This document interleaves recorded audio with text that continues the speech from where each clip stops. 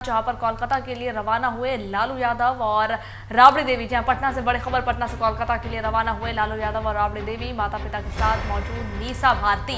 Patna airport पर लालू यादव ने की मीडिया से बात। वहीं पर मीसा ने भी भाई तेज प्रताप को पार्टी से निकालने पर दिया बयान। कहा कि हमारे पार्टी के राष्ट्रीय अध्यक्ष लालू प्रसाद यादव ने अपना स्टैंड क्लियर कर दिया है।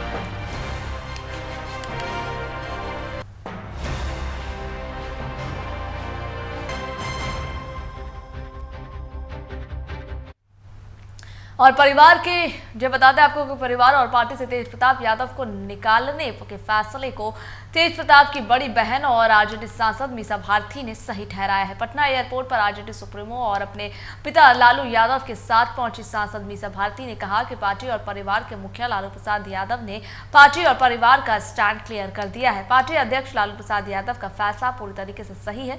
इसके बाद लालू यादव का पूरा परिवार कोलकाता के लिए रवाना हो गया।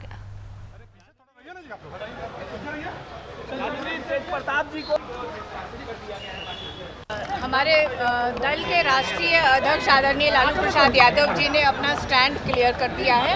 हमारे परिवार के मुखिया हमारे पिताजी ने अपना स्टैंड क्लियर कर दिया है। इसके अलावा और हमें कुछ नहीं।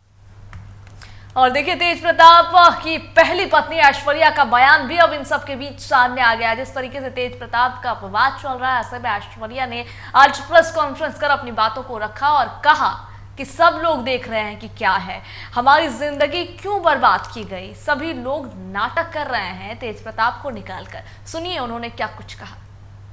अब तो सबको पता है क्या हो गया है, सबके सामने जाहिर है।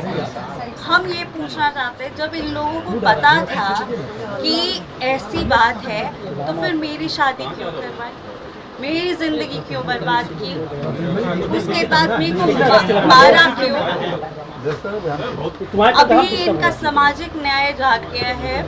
ये लोग सब मिले हुए रहते हैं, ये लोग कोई अलग अलग नहीं हुआ है, ये लोग सब मिले हुए हैं। कल भी राबड़ी देवी गई होंगी, उनके उसका आंसू पोछी होंगी और बोली होगी अभी शांत रहो, सब हम ठीक कर देंगे। इलेक्शन के बात है, इसीलिए इन लोगों ने ऐसा ड्रामा रचा है। और बिहार की राजनीति में कुछ दिनों से चुनाव से ज्यादा लालू परिवार की चर्चा हो रही है। लालू परिवार के बड़े बेटे तेज प्रताप की बात हो रही है। तेज प्रताप यादव को लालू परिवार ने पार्टी और परिवार से बाहर कर दिया है। लालू यादव ने खुद ये फैसला लिया है और इसकी जानकारी कल उन्होंने सभी को एक पोस्ट के माध्यम से दी। अब विजय सिन्हा ने इसको लेकर के अपना बयान दिया है। उन्होंने कहा है कि लालू जी का पारिवारिक मामला है, इस पर कुछ भी बोलना उचित नहीं है और कहा कि लालू यादव खुद बीमार है। इस तरह की घटना दुखदायक, पीड़ादायक है और किसी भी पिता को अपने पुत्र को बाहर निकालने में या करने में कितनी पीड़ा होती है, ये एक पिता ही समझ सकता है। तेज प्रताप को पार्टी से निकालना निश्चित ही पीड़ादायक है। देखिए, ये मुख्यमंत्री परिषद की बैठक एनडीए गठबंधन की उत्कृष्ट कार्य पूरे देश के अंदर प्रधानमंत्री जी का प्रेरणा मिलता है।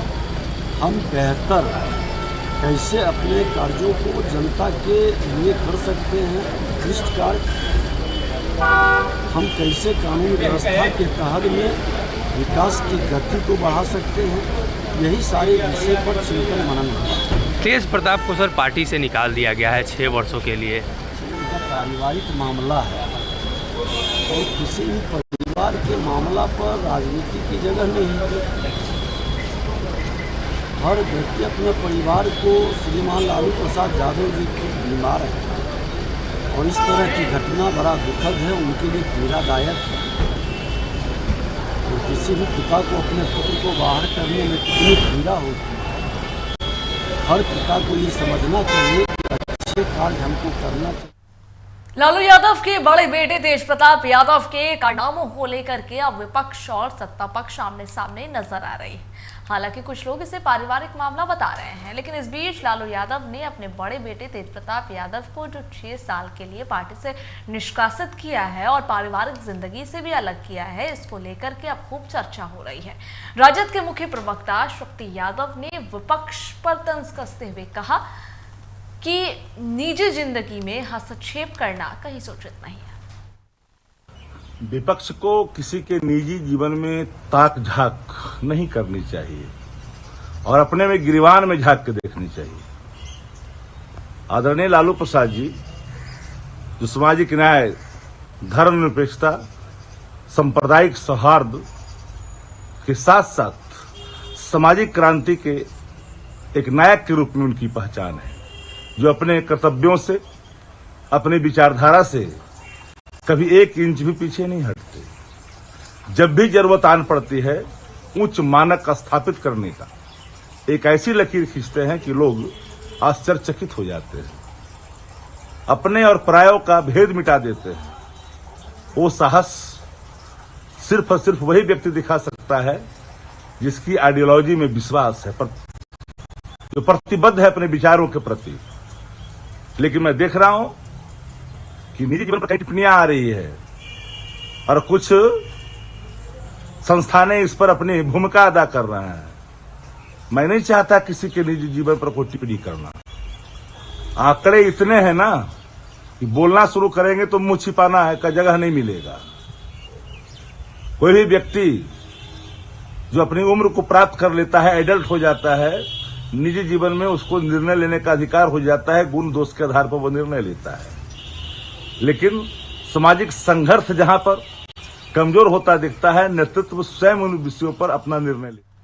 और आज असिस्टेंट प्रोफेसरों को नियुक्ति पत्र की सौगात मिली है। पटना से बड़ी खबर, जहां पर असिस्टेंट प्रोफेसरों के बीच नियुक्ति पत्र का वितरण किया गया है। मुख्यमंत्री नीतीश कुमार ने किया नियुक्ति पत्र का वितरण। पटना के एल मिश्रा कॉलेज में नियुक्ति पत्र वितरित की गई है और कार्यक्रम का आयोजन किया गया, जहां पर डायरेक्टर एस सिद्धार्थ मौजूद रहे।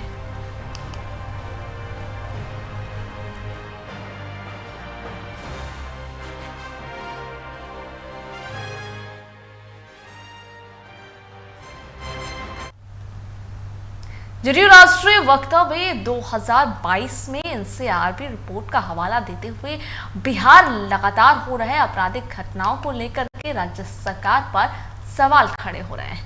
इसे लेकर के जदयू राष्ट्रीय प्रवक्ता राजीव रंजन ने एनसीआरबी रिपोर्ट का हवाला देते हुए कहा कि बिहार में अपराध दर 277.1 अपराध प्रति लाख जनसंख्या में है, जो कि राष्ट्रीय औसत 422.20 से कहीं बेहतर है। साथ ही ये भी कहा कि बिहार में शराबबंदी को अगर अपराध नहीं माने तो बिहार पिछले एक दशक के दौरान अपराध में सुधार करने के मामले में कई प्रमुख राज्यों से बेहतर है। ये उनके बयान है। हालांकि बिहार में क्या कुछ चल रहा है सभी को मालूम है। 16 ऐसे छोटे और बड़े राज्य हैं, केंद्र शासित प्रदेश भी शामिल हैं इसमें, जहां का अपराध दर बिहार से बहुत ज्यादा है।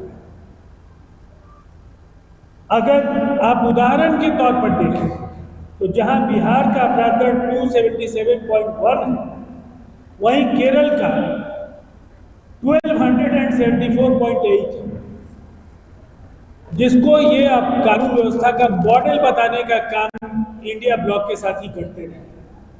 वहीं तमिलनाडु का, जहां स्टालिन की सरकार है, 617.2 है और उड़ीसा 386.7 है। इसके लिए हम लोगों ने कुछ टेबल भी लगाए हैं, वो प्रेस रिलीज के साथ आप सबों को चला जाएगा और उस टेबल से भी बहुत सारी चीजें। और पटना से बड़ी खबर, जहां पर एक बार फिर चर्चा में शराबबंदी, जहां बीजेपी के मंत्री ने शराबबंदी पर कई बड़ी बात कहा कि सीएम नीतीश से मंत्री राजू सिंह करेंगे शराबबंदी को लेकर मुलाकात। शराबबंदी से उद्योग हो रहा प्रभावित, कहा मंत्री ने।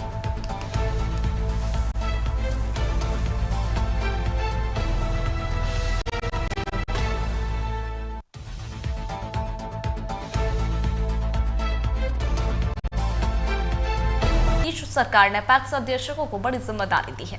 आपको बताते चले कि पैक्स समितियों को पर्यटन, मखाना कारोबार और स्वरोजगार से जोड़ने की योजना बनाई गई है, जहां पर योजना से ग्रामीण क्षेत्रों में रोजगार और स्वास्थ्य स्थानीय अर्थव्यवस्था को मजबूती मिलेगी। वहीं पर टूरिज्म और स्वरोजगार को मिलेगा बढ़ावा। आपको बता दें कि मखाना किसानों को इससे आर्थिक मदद भी मिलेगी।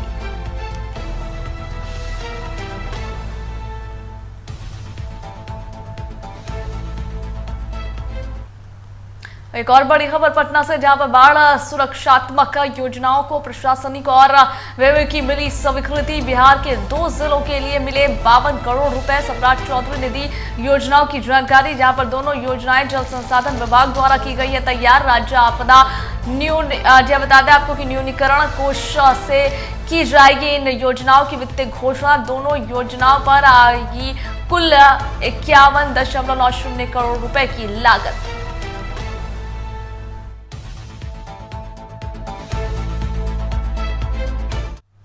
पटना से बड़ी खबर, बिहार में बनेगा इंटरनेशनल एयरपोर्ट। जहां पता चलेंगे टर्मिनल के लिए 116 एकड़ जमीन तय की गई है। इसके साथ ही उत्तर बिहार और मगध क्षेत्र को मिलेगी बेहतर हवाई कनेक्टिविटी। जहां इसके जरिए जो है उत्तर बिहार और मगध क्षेत्र को बेहतर हवाई कनेक्टिविटी मिलेगी। वहीं पर आधुनिक सुविधाओं से लेस होगा टर्मिनल भवन। प्रधानमंत्री नरेंद्र मोदी करेंगे शिलान्यास। उच्च गुणवत्ता के साथ काम किया जाएगा पूरा।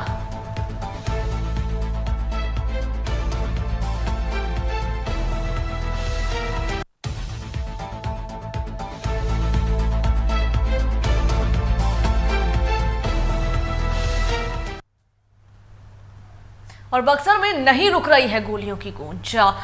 अय्यापुर और अमीरपुर की घटना के बाद आज तीसरे दिन भी राजपूत नेता को गोली मारी गई।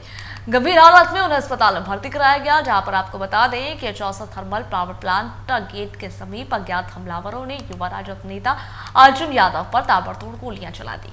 हमले में उन्हें कई गोलियां लगी हैं, जिसमें से एक सिर के पास भी लगी है।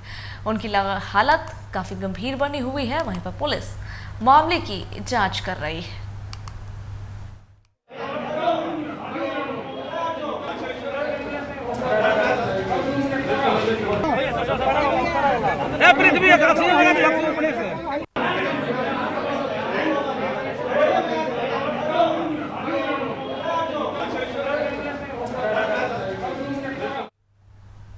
छपरा से बड़ी खबर है, जहां पर बिहार में अपराधियों का इकबाल बुलंद। जी छपरा में दिन दहाड़े डकैती, लूटपाट और फिर गोलीबारी। लूटपाट के दौरान थोक आभूषण व्यवसायी को अपराधियों ने गोली मारी है, जहां पर एमका बाजार के सोनार पट्टी की यह घटना है।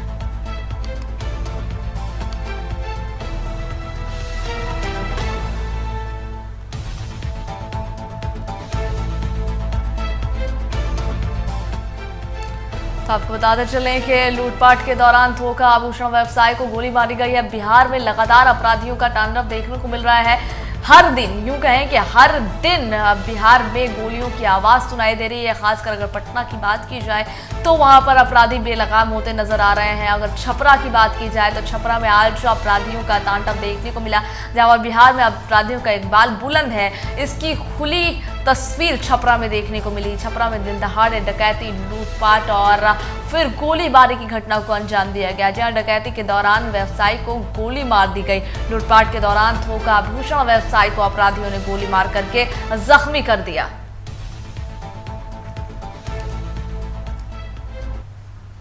राजधानी पटना में अपराधी बेलगाम होते नजर आ रहे हैं। जी सोमवार फिर से पटना का इलाका सहम उठा।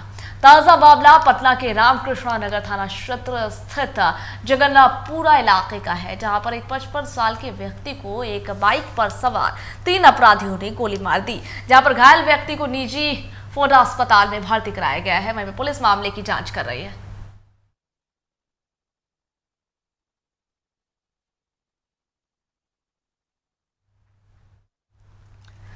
देखिए, गोलियों की तड़तड़ाहट से दहला है पटना। आपको बता दें कि बाइक का सवार अपराधियों ने गोली बरसाई है, गोली मारी है बेलगाम अपराधियों ने, जहां पर गोलियों की तड़तड़ाहट से पटना फिर से दहल उठा। बाइक सवार अपराधियों ने व्यक्ति को मारी गोली। आज लगभग 10:30 बजे रामकृष्ण नगर थाना अंतर्गत जगनपुरा नगर पे एक बाइक में सवार 3 अज्ञात अपराधी कर्मियों को द्वारा एक व्यक्ति है चंद्र प्रकाश, उनको गोली मारकर भाग गया। ये सूचना मिलने पर तुरंत पुलिस पहुंच के वो अनुसंधान प्रारंभ की है। तकनीकी जांच चल रही है, जल्दी से इसमें उद्भेदन हुई। प्रारंभिक जांच में क्या कुछ पता चला? प्रारंभिक जांच में सस्पेक्ट का नाम आ रही है सामने, उस बारे में जांच होगा, तकनीकी जांच होगा, जल्दी से इसमें उद्भेदन होगा। राजधानी में अपराधी बेलगाम होते नजर आ रहे हैं। अपराधियों ने एक बफर से गोलीबारी की घटना को अंजाम दिया है। गोलियों की तड़तड़ाहट से एक बफर से पटना दहला है। आए दिन या हर रोज अपराधी इस तरह की घटना को अंजाम दे रहे हैं, जहां पर दिन दहाड़े अपराधी आते हैं, गोलियां बरसाते हैं और चले जाते हैं। अब तक गिरफ्तारी की अगर बात की गई तो पुलिस इस मामले में फेल है।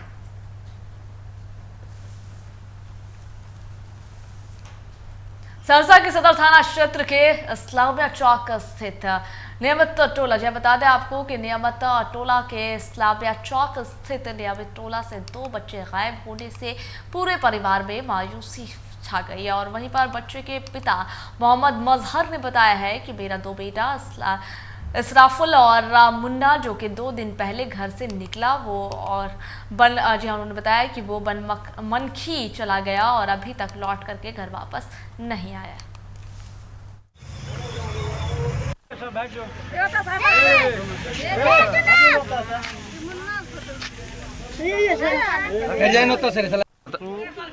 इकला दिन से लापता है, अभी तो मिला नहीं है। कृपया हम लोग प्रयास कर रहे पूरा एकदम। क्या नाम है जो लापता है? एक तो नाम है, एक का इसराफुल नाम है।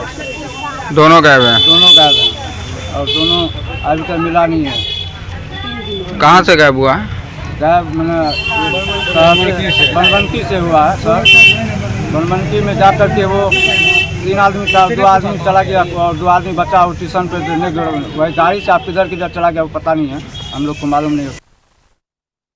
और नालंदा में एक विवाहिता की संदिग्ध स्थिति में मौत हो गई, जहां पर मामला हिलसा थाना क्षेत्र के गुलनी की, जहाँ बता दें आपको कि गुलनी मिल्की गांव का है, जहां पर मृतका की पहचान रहीश कुमार के पत्नी के रूप में हुई है। और आपको बताते चलें कि इस घटना को लेकर के मायके वालों ने दहेज के लिए हत्या करने का आरोप लगाया है, जहां पर गांव वालों ने मृतका की मौत की सूचना उसके भाई को दी। घटना के संबंध में मृतका के भाई ने बताया कि खबर की सूचना मिलते ही जब वो गाँव पहुंचे तो देखा कि आस पड़ोस के लोग शव के दाह संस्कार के लिए जा रहे थे और ससुराल के लोग घर में नहीं थे। वहीं पर इस मामले की सूचना पुलिस को दी गई, जिसके बाद मौके पर पहुंची पुलिस मामले की जांच में जुट गई है। सर फांसी लगा के मार दिया गया सर। अच्छा। लड़का के भाई, ससुर गोतनी सब रहता था। रात में फ़ोन किया सर कि हमको चैन चाहिए। अच्छा। लड़का चैन खोजता था दहेज में। अच्छा। दहेज में चैन खोजता था। देहात में गांव में सर उतना पैसा थोड़ी रहता शादी कर देने के बाद कि देगा नहीं हुआ। सुबह में बार पूजा करने के लिए तैयार हो रही थी तो वही दमपरानी को घटिया के और प्रधानमंत्री नरेंद्र मोदी बिहार आने वाले हैं, ऐसे में तैयारियां चल रही हैं। जहां 30 मई को विक्रमगंज में प्रधानमंत्री नरेंद्र मोदी के प्रस्तावित जनसभा को लेकर के एनडीए ने बक्सर में एक बड़ी सभा का आयोजन किया और इस कार्यक्रम में जदयू के राष्ट्रीय अध्यक्ष लल्लन सिंह, केंद्रीय गृह राज्य मंत्री नित्यानंद राय, भाजपा नेता दिलीप जायसवाल समेत एनडीए के कई वरिष्ठ नेता शामिल हुए। सभा का उद्देश्य जनता को मोदी सरकार की उपलब्धियों से अवगत कराना है और आगामी विधानसभा चुनाव को लेकर के समर्थन जुटाना था।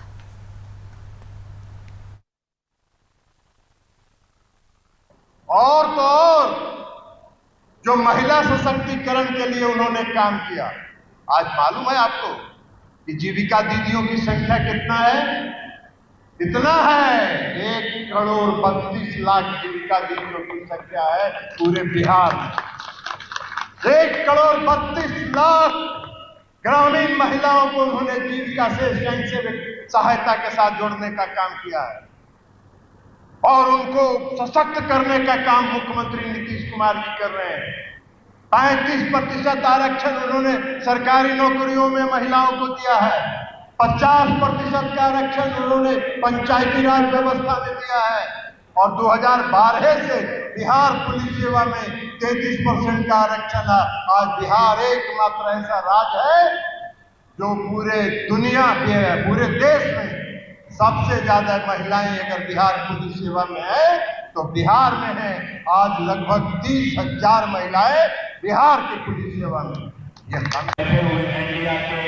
एनडीए गठबंधन के सभी सम्मानित प्रतिनिधिगण, जैसा कि आपको मालूम है, दुनिया के सर्वाधिक लोकप्रिय नेता और देश के यशस्वी प्रधानमंत्री श्री नरेंद्र मोदी जी का आगमन विक्रमगंज के धरती पर 30 मई को सुबह 10 बजे हो रहा है। एक ऐतिहासिक दिन होगा 30 मई, और 30 मई के दिन हम लोग आपसे अनुरोध करने आए हैं कि एक एक हमारे कार्यकर्ता और पूरा बक्सर से लाखों की संख्या में लोग विक्रमगंज पधारे। 9 बजे सुबह तक सभी लोगों को कुर्सी पर जगह ले लेना है, क्योंकि 10 बजे प्रधानमंत्री जी विक्रमगंज आ जाएंगे।